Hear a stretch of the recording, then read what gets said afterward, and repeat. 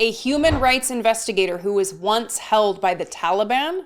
We've got quite the interview today, everybody. My name is Brittany Page, and this is a special interview edition of The Page Perspective. And I'm excited because we're talking to human rights investigator and author of the new book, The Last Sweet Bite: Stories and Recipes of Culinary Heritage Lost and Found. It's by Michael Shaikh. This book is out now wherever you get books. Michael is a remarkable person who has a fascinating resume. He brings it all to life in this book about the impact of political violence on food culture. And in this conversation, we talk about how his work researching human rights abuses and war crimes, whether in Sri Lanka, Pakistan, Bangladesh, Afghanistan, how that brought him to a focus on cuisine.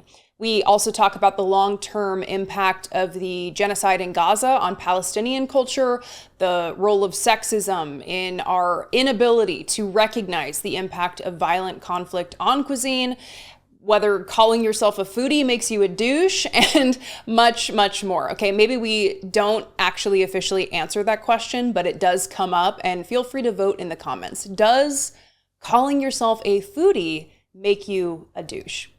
I learned a lot from this book and from talking to Michael, and I hope you do too. It's part memoir, part investigative reporting, part cookbook. Yes, there are recipes in here. There's something for everyone in this book and in this conversation. I hope you enjoy it. And today we're joined by Michael Shaikh. Michael, thank you so much for being here. It's my pleasure. Thank you for having me.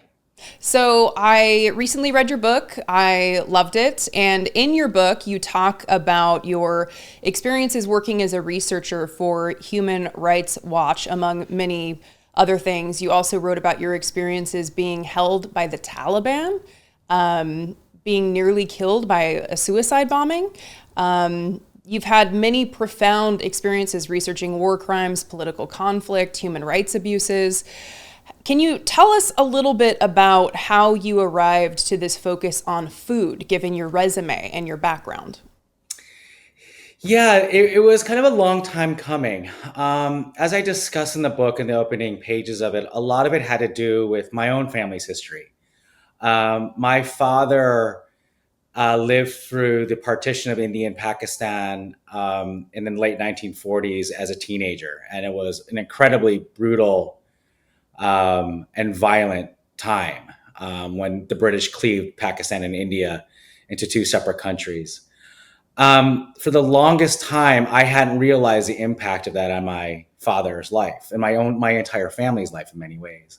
As a little child growing up in Cleveland, we would often go to Christmas parties and cocktail parties with my parents, and there were a lot of other South Asian doctors around. And my dad was always speaking in different languages, either Sindhi or Urdu. And it felt like he had magic powers. And I wanted to understand that as well. We would often go to Pakistan as when I was a kid too. And I had a lot of cousins there. And as young kids do, they tease each other all the time. And right. I was getting teased in the language I couldn't understand. And I felt the injustice of all of it. Yeah. And I would ask my dad, hey, can you teach me Sindhi? It's his native language, because I just wanted to even the playing field for the next time I went back. Oh yeah, get some ammunition. Yeah, exactly. And he would tell me occasionally, he's like, listen, you don't need that language. You're an American kid growing up in Ohio. You're really not going to use it. I'm really busy. Who is a physician. And your mother doesn't speak it. My mother is not of South Asian heritage. And so it was just, they were all logical and real excuses. But, I was like, okay, it was tough to hear, but I understood. Mm-hmm. Fast forward, I was in Japan, was teaching English right before graduate school. And I studied Japanese for a very long time. The language bug never really left me. And I was kind of taken under the wing of this single Japanese mom who owned this beautiful little Japanese izakaya in southern Japan in Miyazaki, where I was living, and I became her foreign son in town. And I would go to her izakaya almost every night, and I spent a lot of time on both sides of the bar. right? I was drinking on one side, and on busy nights, she'd pull me behind the counter to wash dishes. She also Sounds like got a really, good time. it was a great time. She also got really worried because I was single and living alone meant that I wasn't eating very well. So she insisted on teaching me how to cook. And in one of the slow nights, she would pull me behind the bar and she would teach me how to cook. And one of these classes, these impromptu cooking classes, I had this kind of wave of guilt wash over me. And here I am learning her old family recipes in her language, and I couldn't do that my own. And so when I got home, I was getting ready to go back. I was getting ready to drive across the country to go to start graduate school. And I started having I had more conversations with my dad. And the conversations turned to Pakistan and like family and friends and history. And it's the first time he really opened up to me about the impacts of partition on his life and what he had seen and that level of violence. And the legacy of that over the years of kind of growing up there as a teenager and young adult and how it impacted his views on life. And he told me, it's like, listen, even if I wanted to teach you Sindhi, I couldn't because it was just too painful. So fast forward again, I'm in Afghanistan. I'm working for Human Rights Watch, which you mentioned earlier. A dear friend of mine, Tamim, had invited me over for dinner. It was my last night in the country after working there for several years. I was tired. I wanted to go get home. But there was this beautiful meal on the table. And I didn't recognize some of the food, particularly this one dish called Salane Nahud. It's a beautiful golden thick chickpea and yogurt curry. And I had asked Tamim if it was Afghan because I hadn't seen it before. And the reason I did is like Tamim, like many Afghans, had been a refugee many times in his life, in Pakistan, in Iran, in the United States. His father basically had him smuggled over the border from Afghanistan to Pakistan to save him from the Mujahideen who were fighting the Soviets from pulling him in as a child soldier. So his father smuggled him out to save him.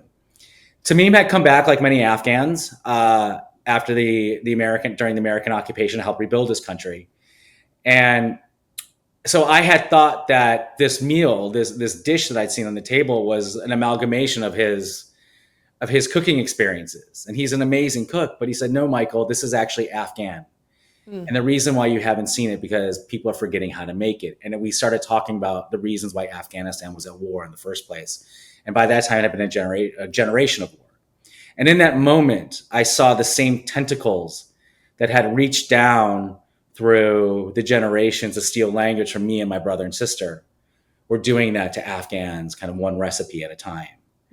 And so kind of everywhere I went after that during during my human rights reporting trips, I would often do them over a meal. Because when you're talking to someone, talking to an eyewitness or a victim of a war crime or a genocide, I mean, you're often asking them to recount the worst moments of their lives. And I would try to do them over a meal in a way to kind of break up the conversation, to kind of give us something to focus on outside of the violence in kind of those tough moments when it got emotional. Is it also related somewhat to comfort? Because I know that's kind of a theme in the book of food being something that brings people comfort. It is. And it was a very comforting thing. And I would go out of my way to kind of bring food into these interviews. Also, a lot of times when I would come to their homes or elsewhere, they would often want to do it over a meal. And so it became an easier way to start to break up things, but also because of my experience with my father and team, I started asking, how is the violence changing the food? Right. During and everyone had these, they just wanted to talk about food. We get derailed sometimes for an hour or two, just talking about the food and how it was disappearing. And it became this really profound window into the societies and culture around me. So I started seeing the violence was not just changing the people's lives who I was talking to in the society and the broader, but how it was changing the broader society, the art, the music, the architecture, the politics, and the food. Right. And I had moments where people would take notebooks out of my hand and insist that I write down some family recipes they thought were disappearing in order for them to be saved or just taken out. And so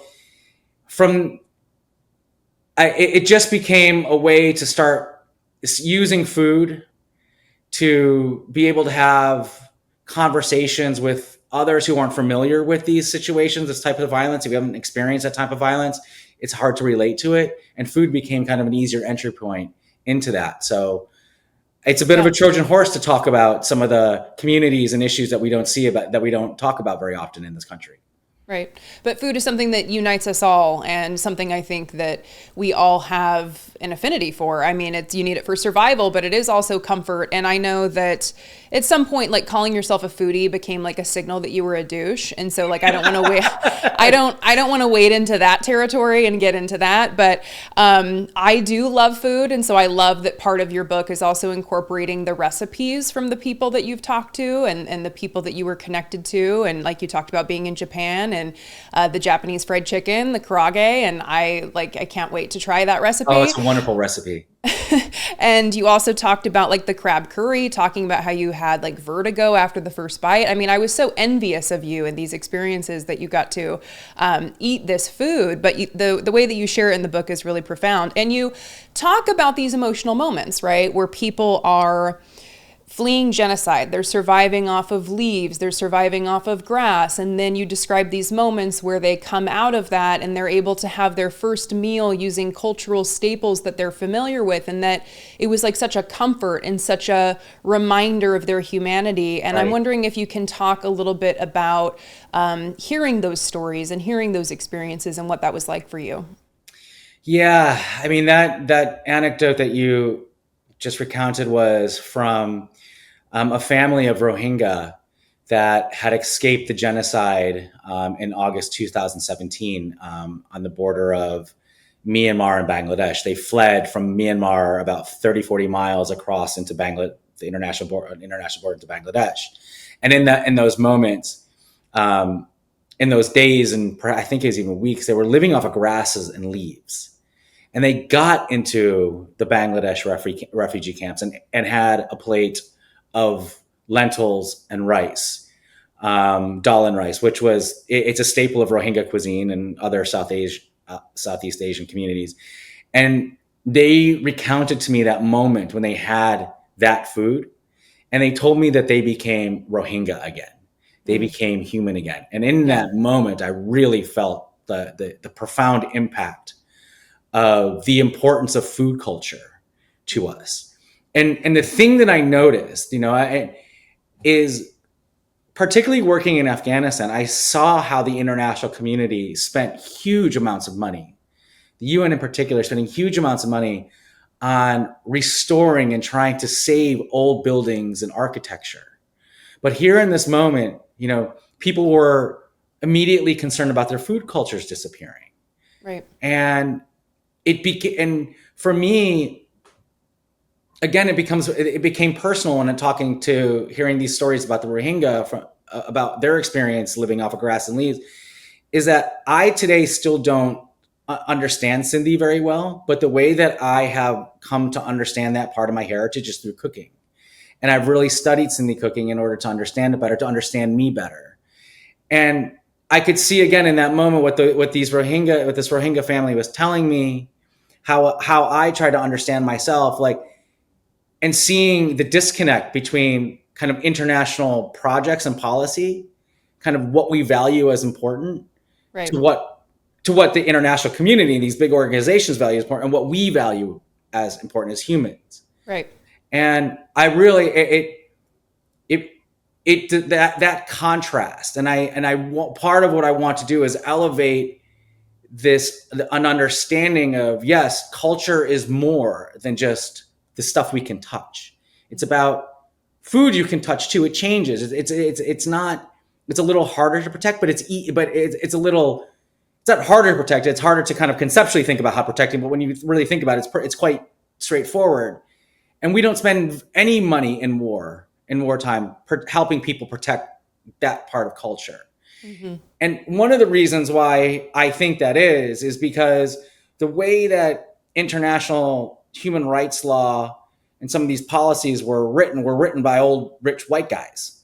Mm-hmm. And let's be honest, food culture and a lot of culture is produced by women and girls.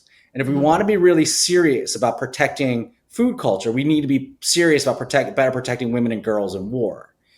And so these are one of the things I kind of wanted to like start ripping at that misogyny a little bit, right? That elitism, misogyny about this. And I really there's a policy element to this book, but also kind of I'm speaking to kind of like just all of us, like how important this is. And like, we understand, I think viscerally, when you and I are talking, that's why we're talking about how important food is, our food culture. It's not just calories, it's more than calories, and how important it is in these critical times. And so kind of elevating this to, kind of preach to the choir and use the choir to kind of preach to, and get some policy changes at the international level about how we really value culture.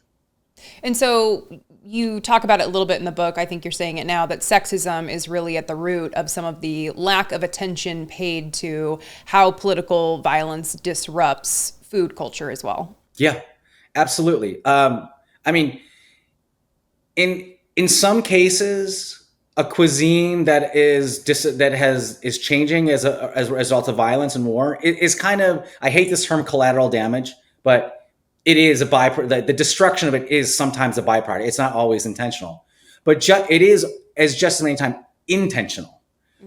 I think what I've learned asking these questions to people about how the violence is changing their cuisine, I was able to see, and I didn't appreciate this for a long time, is how much the powerful do understand the importance of food culture and will spend time studying their enemy's food culture in order to undermine it and them and their social cohesion. And right now what's happening, if you look in Western China, the Communist Party of China has spent a lot of time trying to understand all facets of Uyghur culture, and particularly their food culture, in order to change it and erase it in order to make the Uyghurs less Uyghur and more Chinese, if that makes sense. And the United States did it too. The founding fathers did it to indigenous peoples here. They really looked at they understood the importance of indigenous food cultures and the connection to land, and they ruined their food in order to steal their land. And we see the legacy of it today. So in some ways, the Communist Party of China is kind of copying what the United States did a while ago.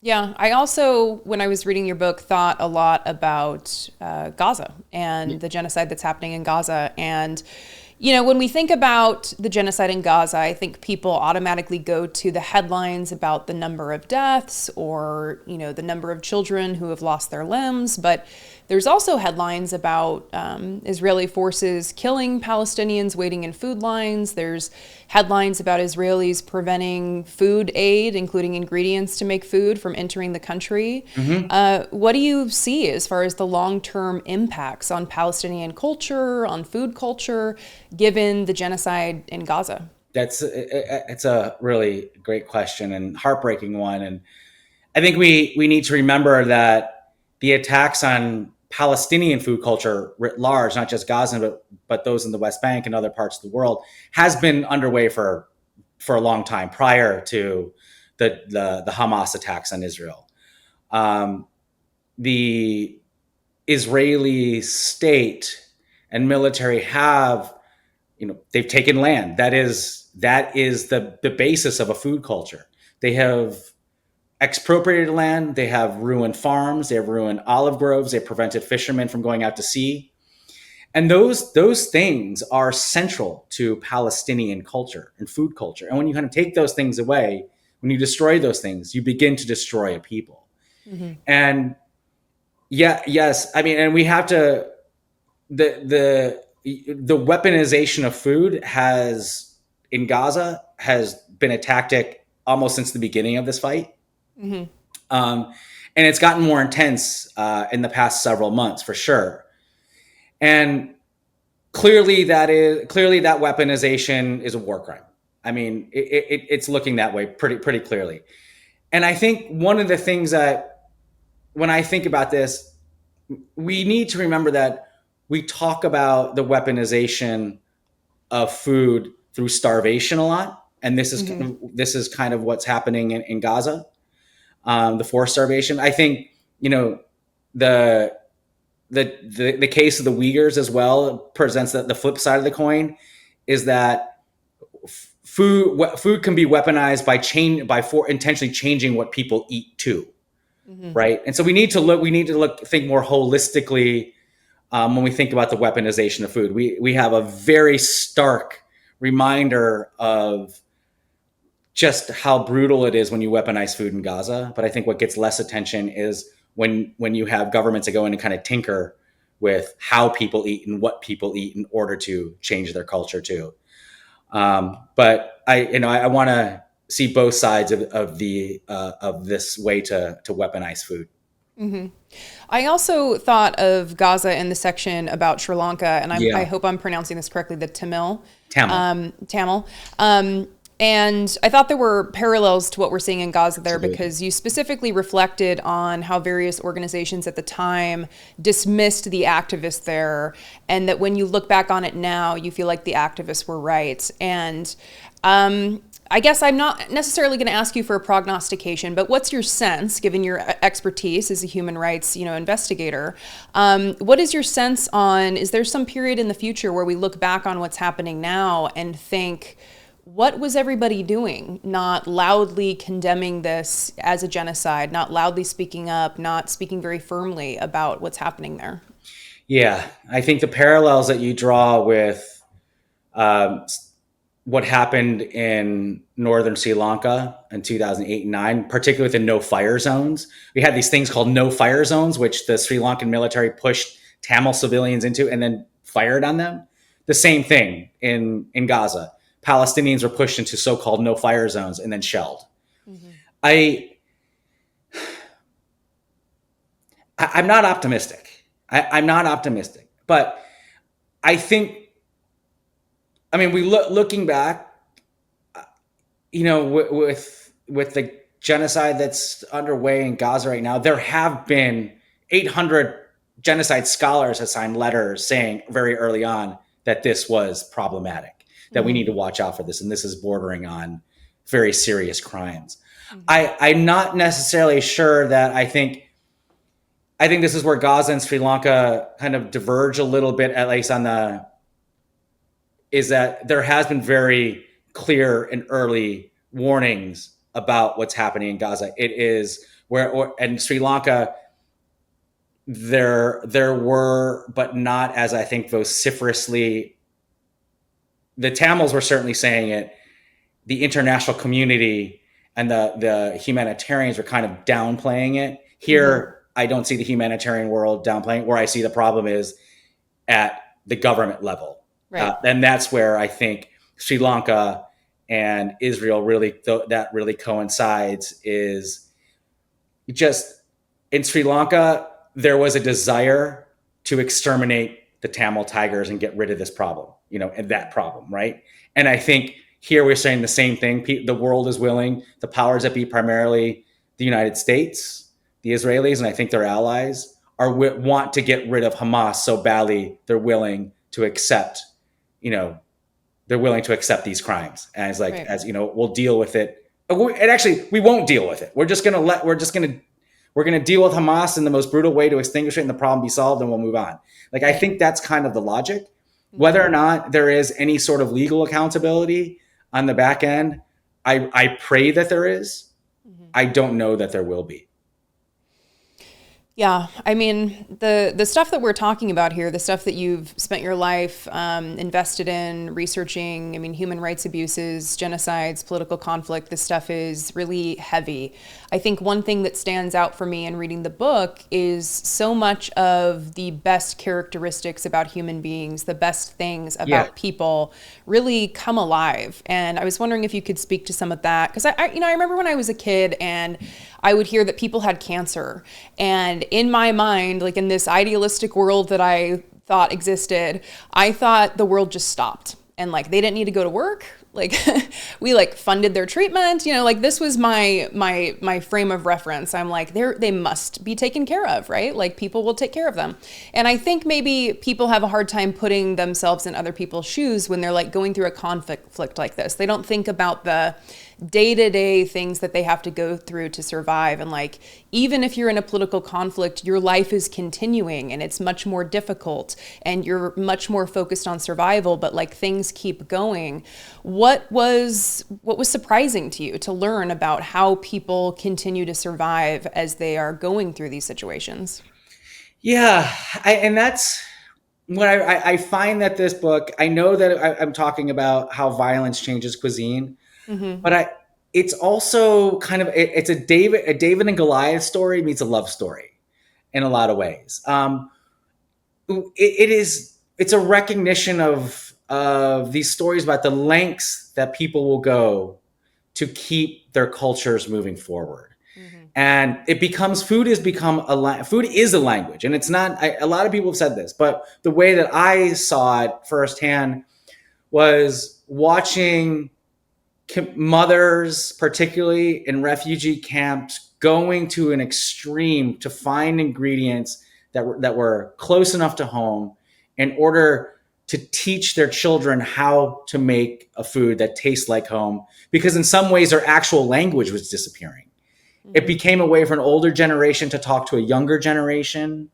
Um, and it gave me incredible hope. I mean, one of the reasons why, like my father, my parents, and not just my father, my parents were like, why did you kind of run off to like war zones? And one of the reasons why I did it is because I'm genuinely curious about humanity.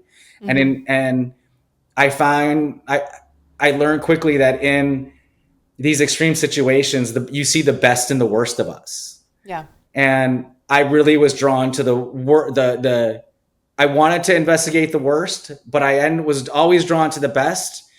And when you see people, when you cook with someone, when you drink with someone that is trying to save their culture from disappearing, you really learn a lot about Mm-hmm. us. Mm-hmm. And I really wanted, for these times that we're going through, I thought we all needed kind of a lesson plan for survival a little bit. Mm-hmm. And watching communities like indigenous peoples in the United States, looking at the Pueblo nations I talk about in the book, like they have been suffering and contending with colonialism for 500 years. Mm-hmm. And they're fighting and persisting through it and finding ways to kind of keep things moving forward against all odds. Yeah. And I think for me, it was like, well, how do we all learn from the rest of this? And asking permission to tell their stories and those lessons. And I think that was the most inspiring. That's why I wanted to write this, Mm-hmm. is that I was just inspired, and it changed my life. It changed the way that I see the world. It changed the way that I interact with the non-human and human world. And we all, I think, in climate change, we need to start thinking about these kind of things. At times of political violence, I think there's a lot of lessons for people who are trying to save their food, because they're not just trying to save their food, they're trying to save their people through their food. Mm-hmm. Their food is their identity in a lot of ways. Right. And we talk about it all the time.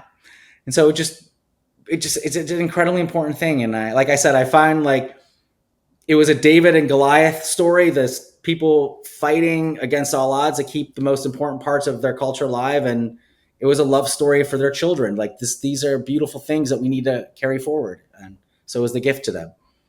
Yeah, and I'm glad that you wrote it. I mean, I learned so much, and you have such extensive experience. You've traveled to so many places. And for people who, may not ever have the opportunity to go to these places, I think it's really important that you wrote this so that people can learn from your experiences. And I'm glad that you did. I know you talk in the book about some things you'd like to see change, some solutions, as far as you see as the attacks on food not being included in things like the 10 stages of genocide. Mm-hmm. Can you talk a little bit about what you want to see change so that there's more of a focus on how political violence impacts food culture?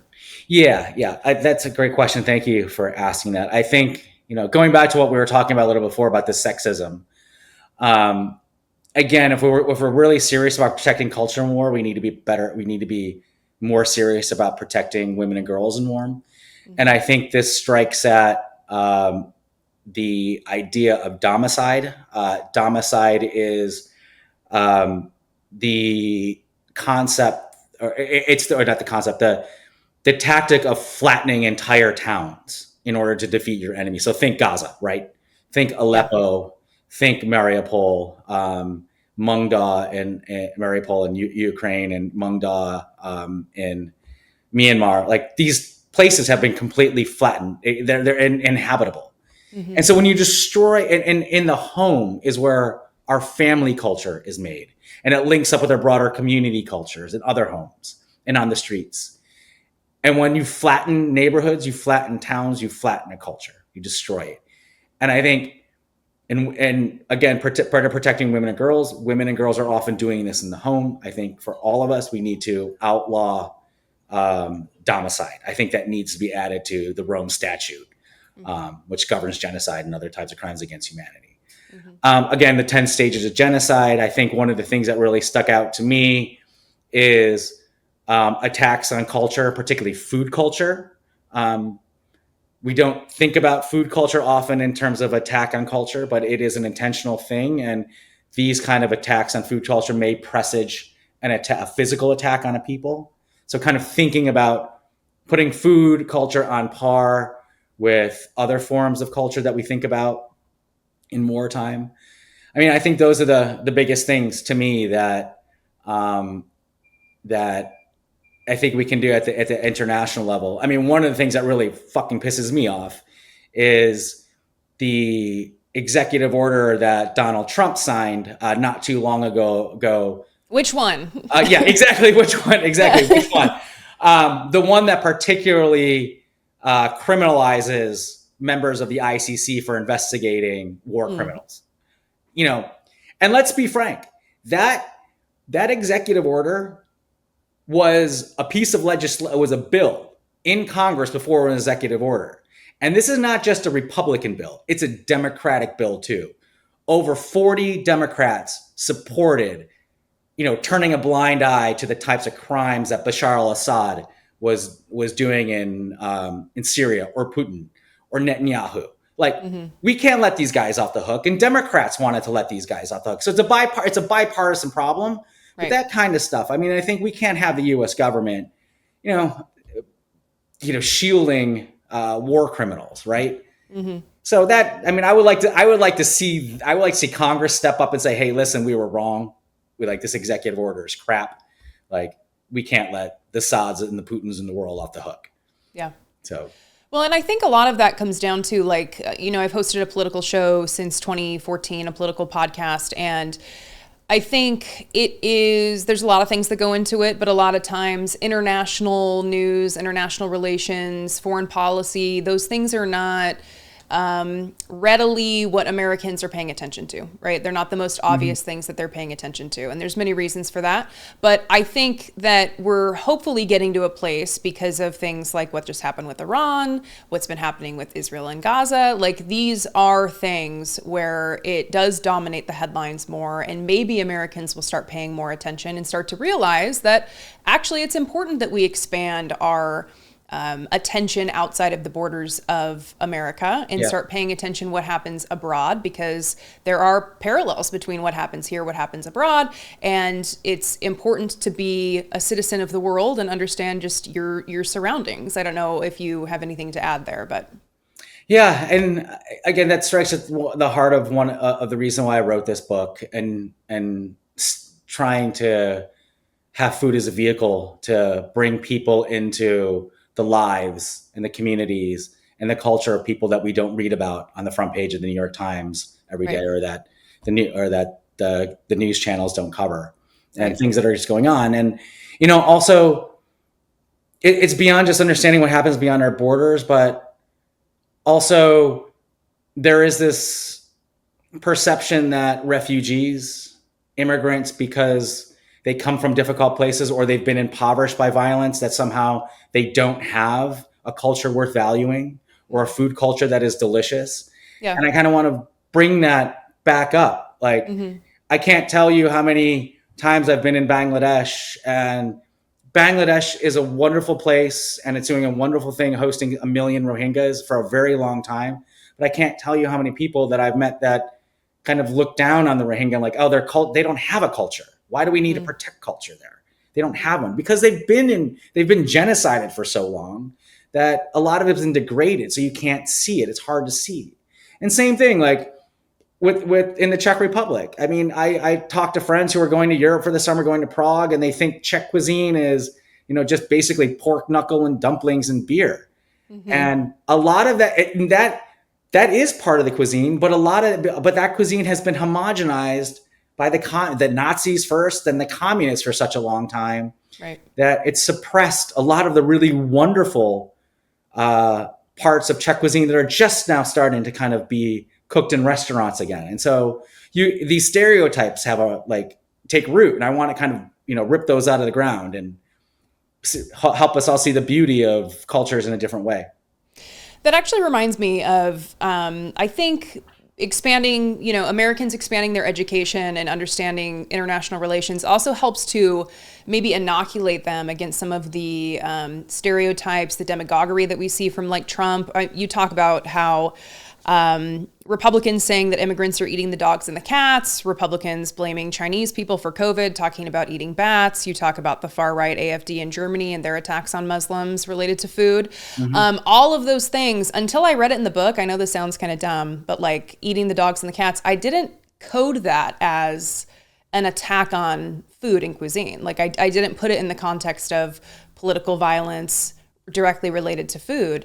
And that's what it is. And if you become educated about the world, it seems like it would maybe inoculate you from getting taken in by those conspiracy theories, by those racist attacks on immigrants.